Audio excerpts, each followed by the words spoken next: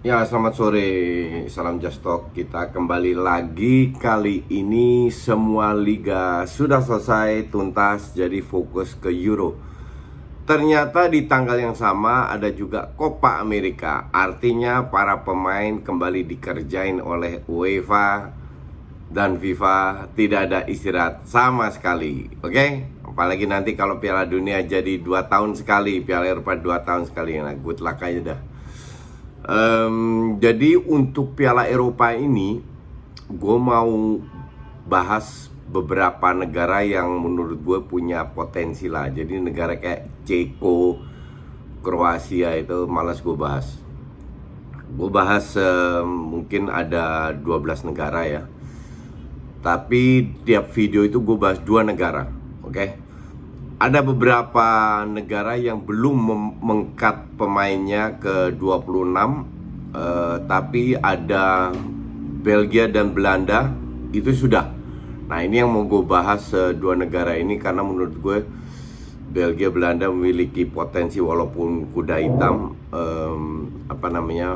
memiliki potensi lah, ada peluang lah untuk menjadi juara, tergantung drawing, tergantung faktor luck dan lain-lain, form of the day dan lain-lain. Kita mulai dengan Belgia dulu. Belgia menseleksi 26 pemain plus 11 cadangan. 11 cadangan in case ada apa-apa. Dan berita terakhir adalah Thierry Henry kembali menjadi asisten pelatih di timnas Belgia. Job yang pernah dia sudah lakukan, akhirnya dia keluar terus ngelatih beberapa tim dan sekarang balik lagi sebagai asisten. Kita bahas kiper. Mereka bawa 3 kiper, yaitu Courtois dari Madrid, Mignolet dari Brugge, dan Sels dari Strasbourg.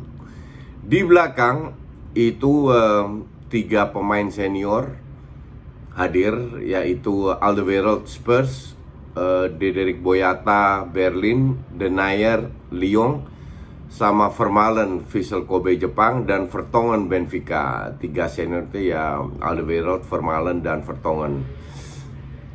Denayer harusnya main dan Boyata main, entah itu di kombinasikan, gue nggak tahu mereka main. Biasanya sih main 4 back ya, tapi kalau 3 back bisa Alderweireld atau yang Vertonghen. Feeling gue sih Vermaelen, Vertonghen itu akan jadi cadangan. Oke. Di tengah ada Kastanya, Timothy Castagne dari Leicester, Nasser Chadli. Kalian juga pasti tahu pemain ini, sekarang main di Başakşehir. Yannick Carrasco di Atletico, Kevin De Bruyne City, Den Donker Wolves, Thorgan Hazard Dortmund, Meunier Dortmund, Dennis Praet Leicester, Yuri Tielemans Leicester, ada 3 dari Leicester, Van Aken Club Brugge, dan Axel Witsel dari Dortmund. Nah, kabar terakhir adalah si siapa namanya, Kevin De Bruyne belum tentu ikut karena hidungnya patah dan ya gue nggak tahu bahasa Indonesianya apa, tapi bahasa Belandanya ohkas di sinilah. Di sini tuh ada yang patah, nggak tahu patahnya bener-bener parah atau tidak, tapi masih tanda tanya. Tapi harusnya ya dia bisa main pakai masker. Di depan ada, nah depan ini agak katrok kalau gue bilang.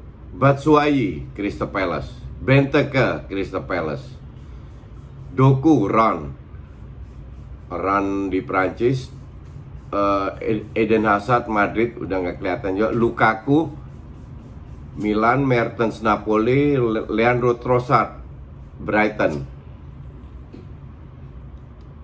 Nah, sekarang kalau dari pemain-pemain ini mungkin yang paling layak main cuman Hazard, Lukaku, Mertens. Gue nggak ngelihat pemain kayak Batshuayi, Benteke, Trossard jadi pemain inti ya. Jadi feeling gue sih pemain kayak Hazard, Lukaku, Mertens bisa jadi starter. Hazard dari kiri, Mertens dari kanan, Lukaku striker. Pendapat gue tentang tim ini apa? Kalau gue bilang tim ini biasa aja ya. Masa-masanya itu sudah lewat. Masanya Kompany masih bermain, itu generasi itu sudah lewat. Bahkan generasinya Vermaelen, Vertonghen, Alderweireld tuh harusnya juga lewat karena mereka nggak punya banyak pilihan. Jadi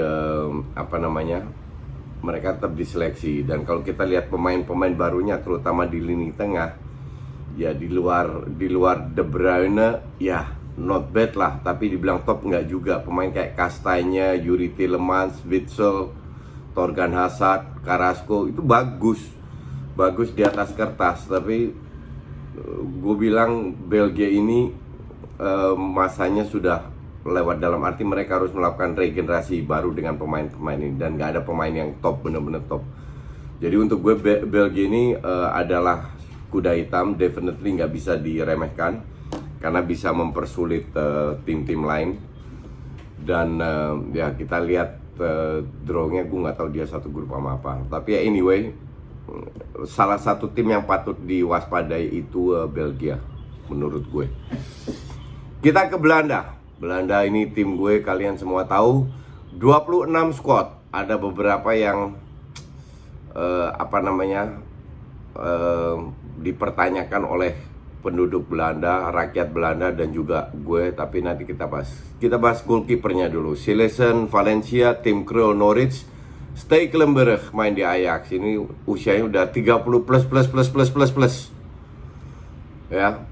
Tapi yang jadi untuk gue agak bingung kenapa nggak salah satu Krul atau Stekelenburg di drop untuk Bissot. Bissot itu kiper muda dari AZ, at least diberikan pengalaman. Ini Frank de Boer ini banyak sekali keputusan yang dipertanyakan untuk gue.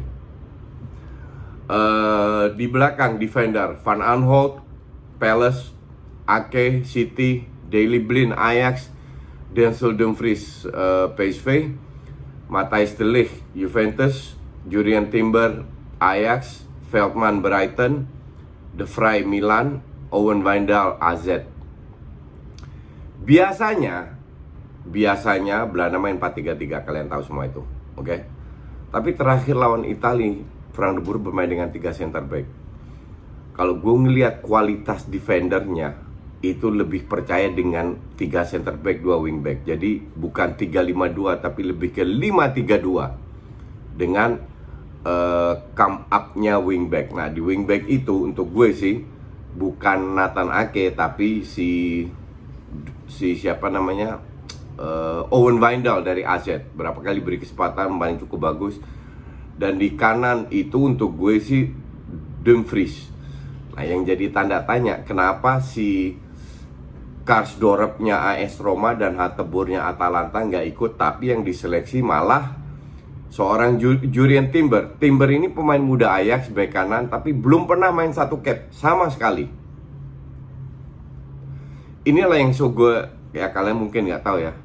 Jadi kalau pelatih timnas itu punya background Ajax, mereka lebih cenderung pilih pemain Ajax. Ini yang bikin gue kadang gedek banget tuh sama pelatih Belanda yang punya backgroundnya Ajax. Beda kayak Van Marwijk, siapa ya selain Van Marwijk, ya yang atau Koeman punya background Ajax, tapi dia nggak terlalu KKN dengan Ajax. Nah, yang jadi masalah untuk gue sih, kalau si Hateboer ternyata dia mengundurkan diri, tapi Karsdorp itu lebih bagus daripada seorang Jurrien Timber. Jadi pelapisnya Dumfries siapa? Bisa sih Veldman bisa, tapi ya semoga Dumfries main bagus lah. Di tengah ada Van de Beek, ini juga bingung pemain kayak gini diseleksi. Gravenberch, Frenkie de Jong, Klaassen Ajax, Koopmeiners kaptennya AZ, Marten de Roon Atalanta, dan Wijnaldum calon Barcelona.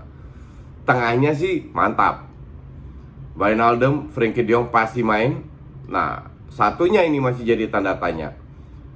Apakah Davy Klaassen atau Marten de Roon atau Gravenberch? Gravenberch itu pemain Ajax umur kalau nggak salah 18 tahun, 19 tahun. Posturnya itu kayak Patrick Vieira. Tinggi, kuat, fisik kuat, punya visi, cuman ya passingnya masih belum akurat. Tapi dia punya visi dan jam terbang ya. Jadi feeling gue sih jangan terlalu ambil risiko dengan Gravenberch, mending di bangku dikasih jam terbang ntar lah 10-15 menit terakhir. Tapi Martin de Roon sih semoga bermain, bukan Davy Klaassen. Cuman tergantung skor dan lawannya juga. Belanda tidak berada dalam grup yang terlalu susah. Sama Macedonia, Ukraina nggak gampang juga sih, tapi harusnya sih bisa lolos. Di depan ada Steven Berghuis Feyenoord, Kapten Feyenoord yang lagi on fire banget. Cody Gakpo yang terakhir di bulan bulan April kalau nggak salah bermain untuk Young Oranje, bermain bagus banget. Striker muda dari PSV. Luc de Jong Sevilla, Donyell Malen PSV yang lagi on fire juga. Depay Lyon calon Barca, Quincy Promes Spartak Moskow, sama Wout Weghorst bukan top skor tapi cetak banyak gol juga di Wolfsburg. Nah, si Frank de Boer ini lebih percaya kepada Luc de Jong, nah dimana Wout Weghorst menjadi stand up-nya. Tapi kalau gue bilang, kalau bermain dengan 5-3-2, mending taruh pemain yang lebih mobile, yaitu Depay dan Malen. Jadi bukan de Jong atau Weghorst yang kuat dengan bola atas, atau bahkan Steven Berghuis juga bisa. Berghuis ini kidal tapi dia bermain dari sayap kanan ya. Jadi Depay dari sayap kiri, Berghuis dari kanan. Yang nusuk itu bisa Frenkie de Jong atau Wijnaldum ke tengah karena bermain tanpa striker. Kalau gue bilang Belanda juga sama, nggak jauh beda sama Belgia. Nggak ada pemain top itu mungkin untuk gue ya. Depay, Wijnaldum, de Jong, De Ligt yang bisa mengangkat tim ini, yang punya jam terbang sama De Vrij lah, 5 pemain ini. Kalau 5 pemain ini bermain on fire, seenggaknya yang lain bisa keangkat. Jadi untuk gue pun Belanda ini salah satu kuda hitam, bukan tim favorit. Tapi ya you never know, semoga sedikit kayak 2010 kalau nggak salah bisa masuk final, itu juga lucknya lumayan bagus, lebih main bertahan daripada menyerang di bawah Van Marwijk. But that's football, kita lihat aja apakah Frank de Boer bermain dengan 3 back atau tidak. Oke? Besok gue nggak tahu bahas apa, gue cek dulu siapa pemain yang sudah dicoret dan lain-lain. Ya, thank you for watching, see you tomorrow.